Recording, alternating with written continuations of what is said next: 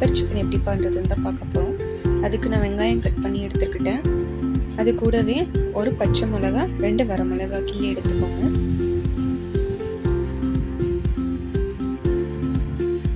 அதுக்கப்புறம் மிளகு, ஜீரகம், சோம்பு கொஞ்சம்.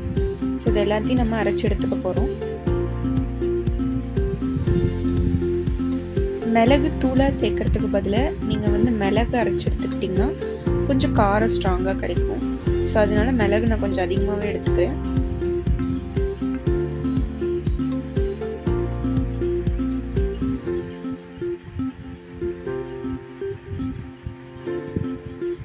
ஸோ இப்போ இதை நம்ம அரைச்சி எடுத்துக்கிட்டாச்சு. இது தூளாக இருக்குது. அதுக்கப்புறம் நான் ஒரு 1/2 kg சிக்கன் எடுத்திருக்கேன் இன்றைக்கி.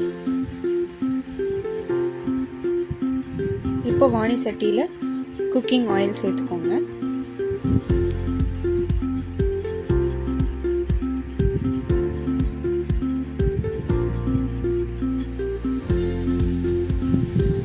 எண்ணெய் சூடானதும் நம்ம கட் பண்ணி வச்சுருந்த வெங்காயம், வரமிளகா, பச்சை மிளகா இது எல்லாத்தையும் ஆட் பண்ணிவிட்டு வதக்கி விட்டுடலாம்.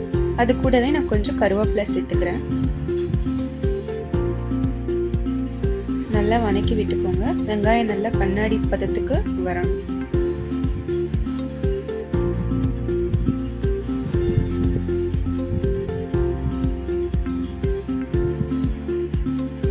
இப்போ உப்பு தேவையான அளவு சேர்த்துக்கோங்க. உப்பு நம்ம இங்கேயே ஆட் பண்ணும்போது கொஞ்சம் சீக்கிரமாக வெங்காயம் நமக்கு வதங்கி கொடுக்கும்.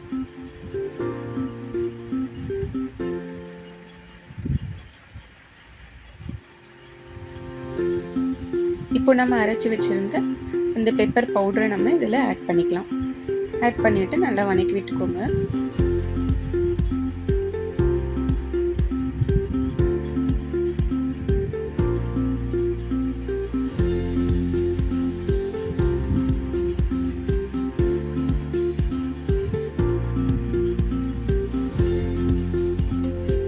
இதுக்கப்புறம் நான் சிக்கன் ஆட் பண்ணுறேன்.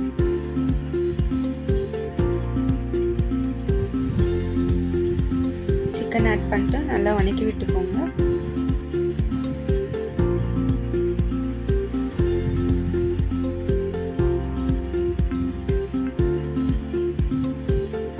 இதுக்கப்புறம் அவ்வளோதான். நம்ம கொஞ்சம் கொஞ்சமாக வாட்டர் ஆட் பண்ணி வதக்கி விட்டுட்டே இருக்கலாம்.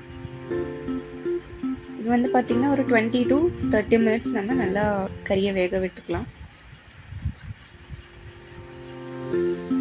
இப்போ கொஞ்சமாக தான் தண்ணி ஆட் பண்ணியிருக்கேன்.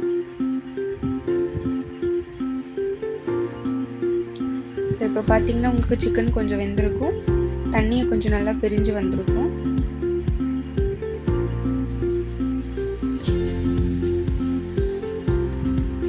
ஸோ நான் இன்றைக்கி வந்து 20 minutesக்கு இதை வந்து குக் பண்ணி எடுத்துக்கிட்டேன். ஸோ இப்போது ரெடி ஆகிடுச்சு. நம்ம ஆஃப் பண்ணி